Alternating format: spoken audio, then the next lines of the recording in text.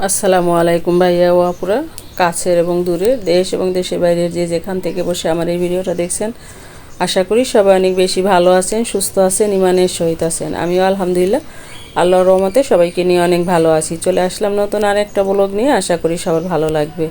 আজকে হচ্ছে মৌয়ের বিয়ের পার্ট 3 এবং শেষ। এর আগে পার্ট 2 দিয়েছি, 1 দিয়েছি, এবারকে আজকে পার্ট 3 শেষ।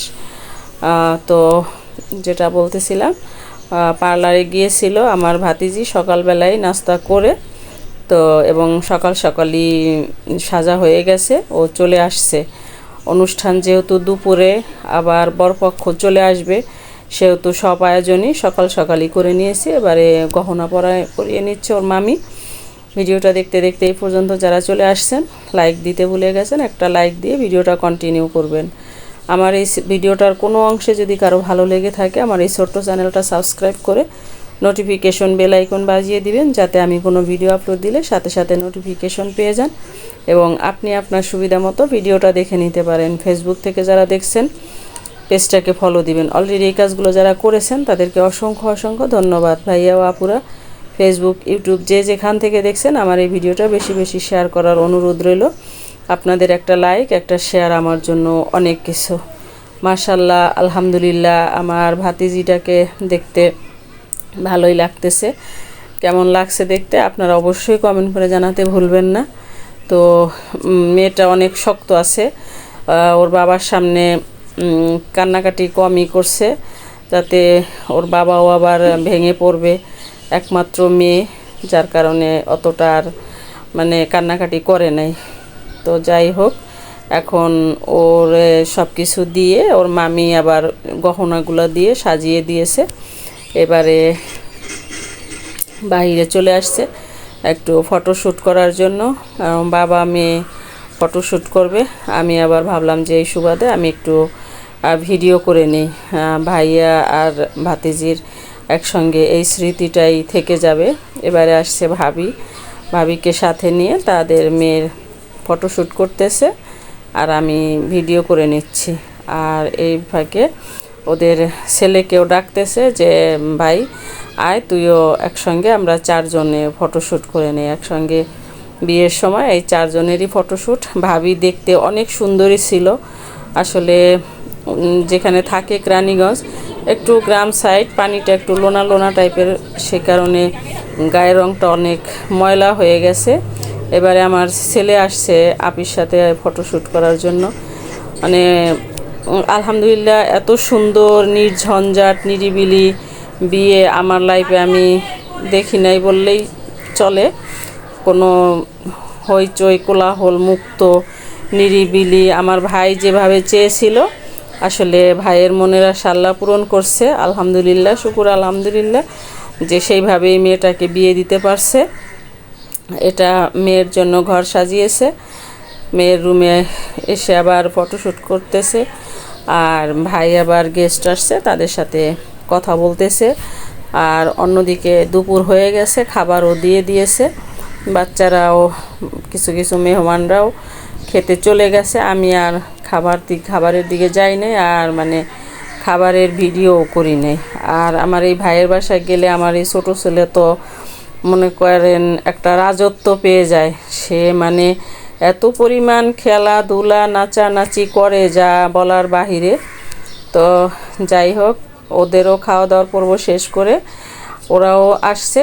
এবারে একসঙ্গে আবার আমাকে ডাক দিয়েছে, ভুপি আসো, ফারদিনের সাথে পরিচয় করাই দে। আমাদের জামাইয়ের নাম আবার, মেয়ের জামাইয়ের আবার নাম ফারদিন। তো ওর সাথে আবার ফটোশ্যুট করে নিয়েছি আমি, ভিডিও করে নিয়েছি, ফটোশ্যুট না। এখন সব কিছুর পালাই শেষ হয়ে গেছে। এবারে কনে বিদায় দিবে, বিদায়ের পালা।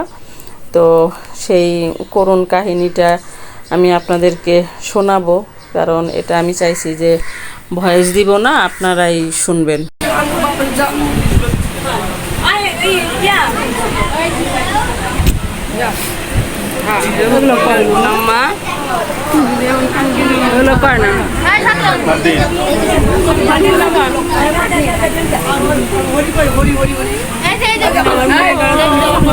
কই আপাই কই আম্মু ঠিক আছে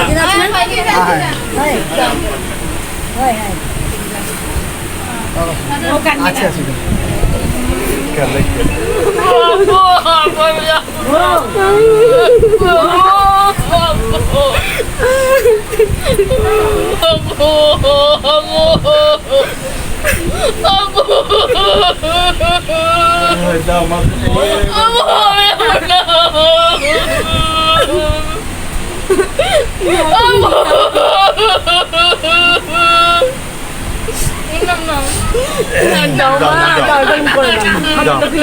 এগুলি বলে না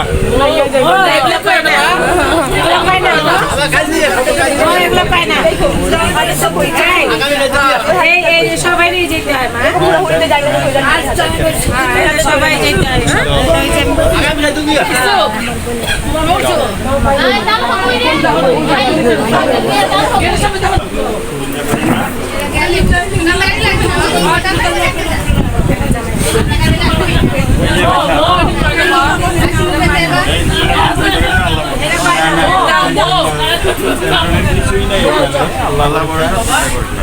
আপনারা আল্লাহ নামলে একটু দেখে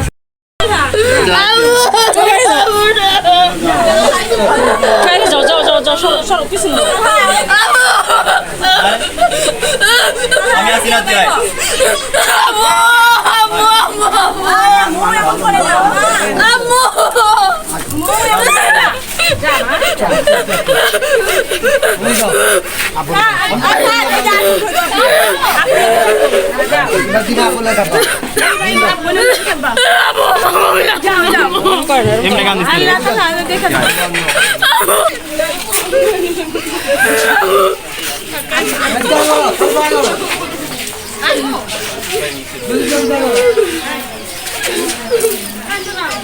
এমনি গান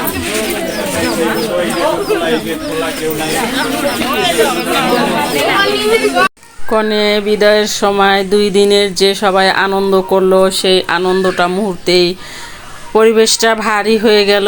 আসলে কনে বিদায় দেওয়া খুবই একটা কষ্টকর মুহূর্ত। আমি যখন ভয়েস দিচ্ছিলাম আমারও কণ্ঠ ভারী হয়ে আসতেছিল যে আসলে প্রতিটা বাবা মা সন্তানকে অনেক আদর যত্ন করে মানুষ করে, তারপরে যখন মেয়েকে শ্বশুরবাড়ি পাঠায় তখন বাবা মায়ের কলিজাটা কেমন লাগে। সবারই এরকম লাগে, সব বাবারাই সন্তানকে রাজকন্যার মতো মানুষ করে। তো ভিডিওটা আর বেশি লম্বা করব না, আজকে এই ভিডিওটাই পর্যন্তই এন্ড করব। আমি আবার বরকনের কয়েকটা ছবি সেগুলাও আমি আপনাদের সাথে শেয়ার করতেছি, যাতে এটাই স্মৃতি হয়ে থাকে। ফিরে আসবো নতুন কোনো ব্লগ নিয়ে। সে পর্যন্ত সবাই ভালো থাকবেন, সুস্থ থাকবেন, আমার জন্য দোয়া করবেন, আমিও আপনাদের জন্য দোয়া করব। আজকে পর্যন্তই, আল্লাহ হাফেজ।